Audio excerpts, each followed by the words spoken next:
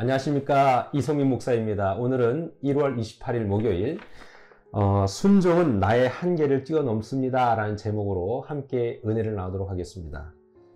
여러분, 모세의 인생에 있어서 가장 행복했던 시간이 언제라고 생각하십니까? 우리가 세 가지로 나누지 않습니까? 첫째는 이집트에서 왕자로 살아갔던 40년, 그리고 또 40년은 미디안 광야에서 그냥 보통 사람으로 살았던 40년, 맨 마지막에 40년은 하나님과 함께 동행했던 40년입니다. 광야 생활에서 누군가를 끌어가고 인도해야 되는 부담감은 정말로 컸겠지만, 그래도 모세에게 있어서 가장 행복했던 시간은 바로 그 마지막 40년이 아니었을까라는 생각을 해봅니다. 여러분, 우리가 예수님 믿으면서 이 땅을 살아갈 때에 우린 때로는 하나님의 방법과 선택들을 벗어나서 내 마음대로 하고 살고 싶을 때가 있습니다. 모세도 거반 한 80년이죠. 그렇게 살아온 것이죠. 하지만 모세에게 있어서 맨 마지막 40년은 하나님께 묶임당하고 하나님의 인도를 따랐던 그 40년이었습니다. 방금 전에 말씀드렸듯이 우리도 하나님의 말씀을 떠나 산다면, 그 다음에 내가 내 마음대로 한다면 좀 더 자유로울 것 같고 행복할 것 같지만, 결국 그것은 우리를 올가매는 마치 덫과 같다라는 사실을 알게 되는 것이죠. 저는 저와 여러분 모두가 다 지금 이렇게 말씀을 묵상하며 말씀에 순종하려는 이 의도를 갖고 사는 것이 가장 행복한 삶이다라는 것을 좀 알았으면 좋겠습니다. 우리 자녀들을 교육할 때도 그렇잖아요. 아이들이 부모님의 잔소리가 너무 싫어서 나 집을 나갈 거야 라고 했다고 해보자고요. 그렇다면 그날로 그 아이가 집을 나가서 행복할까요? 물론 몇 시간은 행복할 거예요. 왜냐하면 자유롭게 결정하고 자유롭게 행동할 수 있으니까. 하지만 그게 진짜 자유입니까? 아니죠.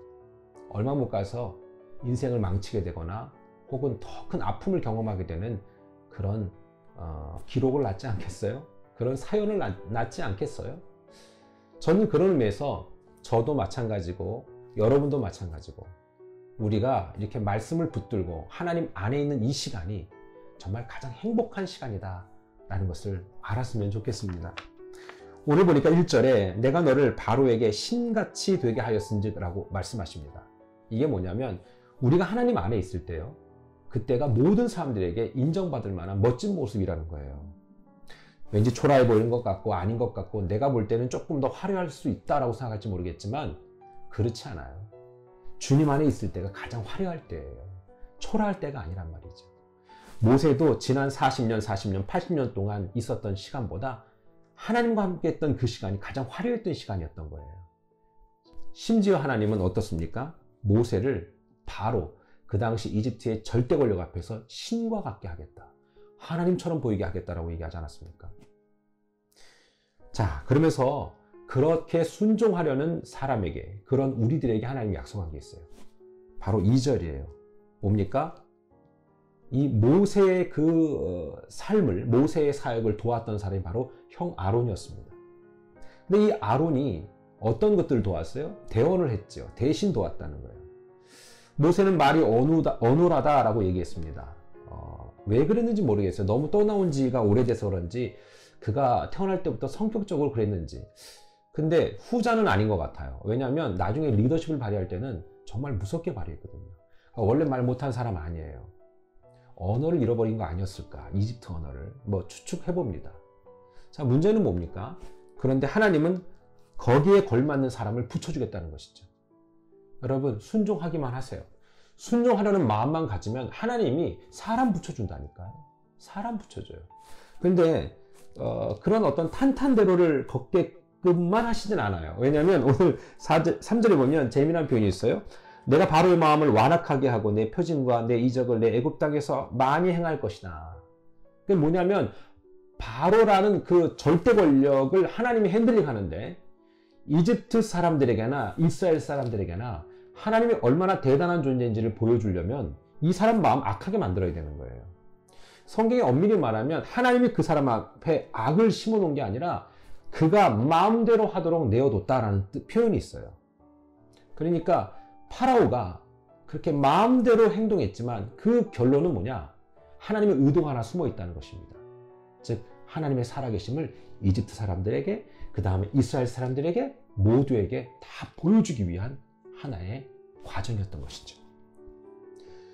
그러면서 4절에 그 다음에 5절에 이렇게 얘기합니다. 내가 내 손을 애굽 위에 펴서 이스라엘 자손을 그 땅에서 인도하여 낼 때야 애굽 사람이 나를 여호와인 줄 아니라. 보세요. 하나님의 의도가 숨어 있잖아요. 우리가 인생의 클라이막스라는 게 있어요. 막 뭐랄까요, 가장 힘들 때, 여러분 어떻게 보면 그게 우리 인생의 가장 클라이막스일 수도 있어요. 왜냐하면 이렇게 그때 포기하고 싶거든요. 정말 주저앉고 싶거든요. 그러나 아니에요. 그때가 비로소 조금만 더 하나님이 견디라고 말씀하시는 그 하나님의 사인이에요. 오늘 이스라엘도 그렇고 모세도 그래요. 바로 왕의 마음이 최고조로 달아있을 때, 그때 비로소 이제 엑소더스, 출애굽이 일어납니다. 저는 이렇게 성경 말씀을 나누면서요, 우리가 이렇게 나누는 걸로 끝나지 않았으면 좋겠어요. 우리의 삶에 적용이 돼야 되거든요. 실제로 모세는 6절에 보니까 명령하신 대로 다 행했다라고 얘기해요. 하나님이 원하시는 것은 이 과정을 거치면서 우리가 말씀대로 순종하는 거예요. 그러면요, 맨 7절 보면요, 세상에 보세요. 그 과정 속에서 그들의 나이가 얼마였어요? 여기 보니까 그들이 바로에게 말할 때에 모세는 80세였고 아론은 83세였더라.